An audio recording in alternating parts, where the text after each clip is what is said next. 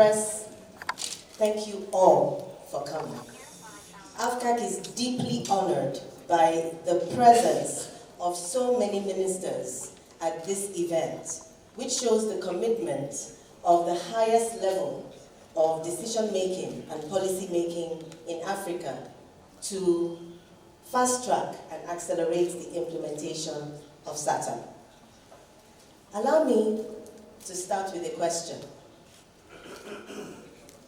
As many of you traveled great distances and had to cross many cities to get here within the same continent, the question I have is, what is the true size of Africa? If I can have the slides up, that would be helpful. Thank you. What is the true size of Africa?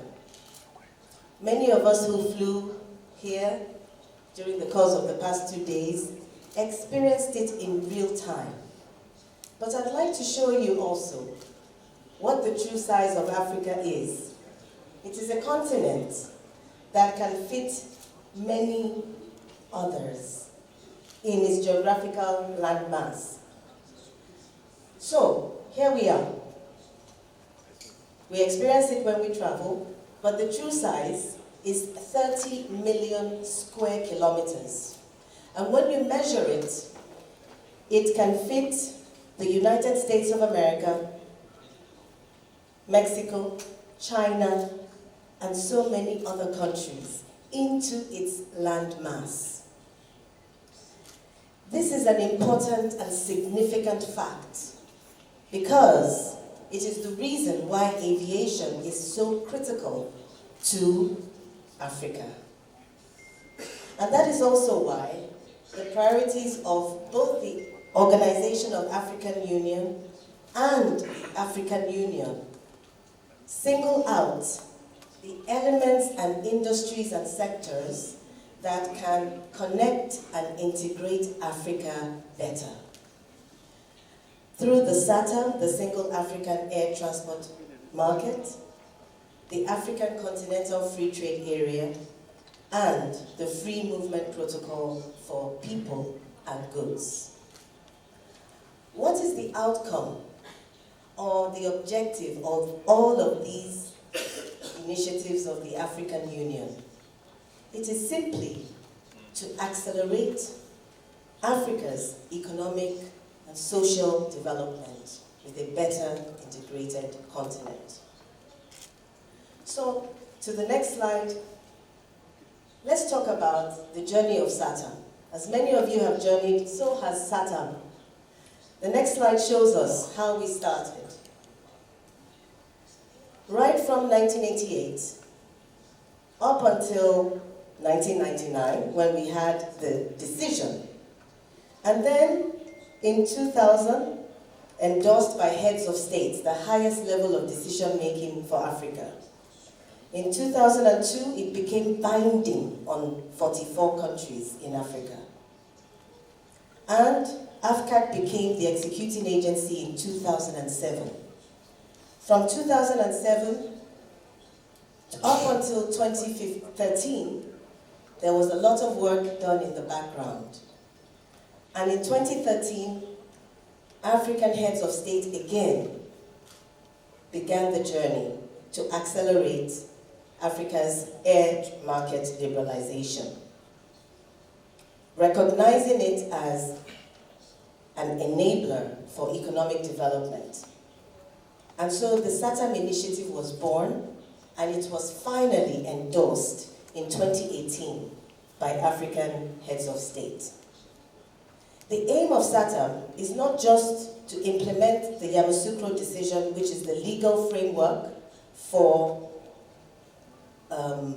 market liberalization in Africa, but it is also to be a multilateral system, which means that individual states don't need to negotiate between themselves, but rather across themselves.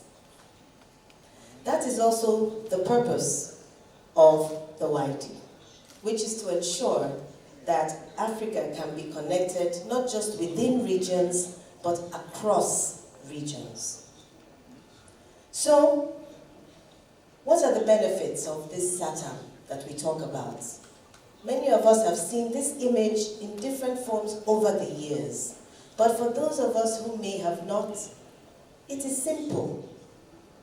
Liberalization of the air and air markets brings significant benefits.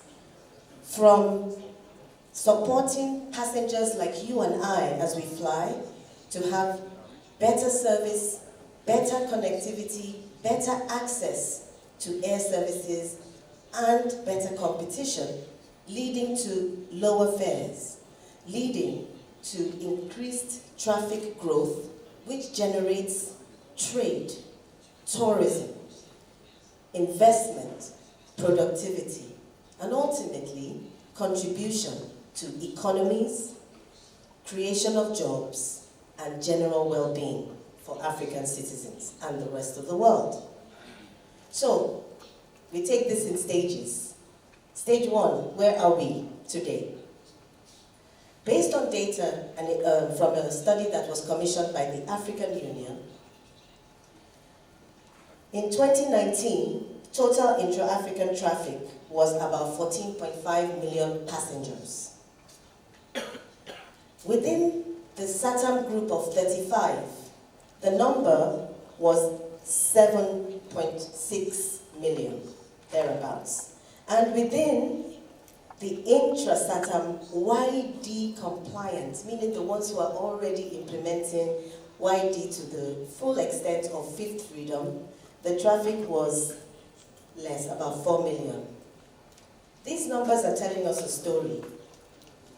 The wider picture of traffic in Africa, 14 million. Amongst the 35, 7-point-something million. But amongst the YD compliant, 3 million. What it means is that YD is not being fully implemented across Africa. And as mentioned by the champion state honorable minister, where we are today, sorry, can we go back one slide? Where we are today is 14.5%. One more slide, back one more. One more. Okay, so let's go forward. I don't see the slide. Where we are today is 14.5%. Where we want to be is 30% by 2025. We may think that that is a big leap. It may be ambitious, but what does it actually mean?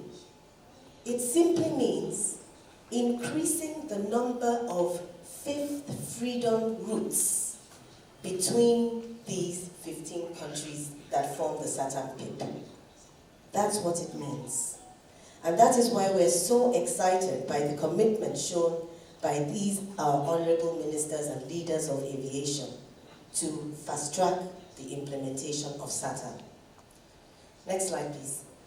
According to data that we received from AFRA, our partner, thank you very much, we have a sample of airlines that operate fifth freedom rights. From South African Airways to Air Senegal, of course, Ethiopian, Air Cote d'Ivoire, Kenya Airways, Rwanda Air Peace, Group Transair, Royal Air Maroc. It's a sample. There are quite a number of airlines that operate fifth freedom. But we're taking a sample just as SATAM PIP is a sample, it's a pilot project.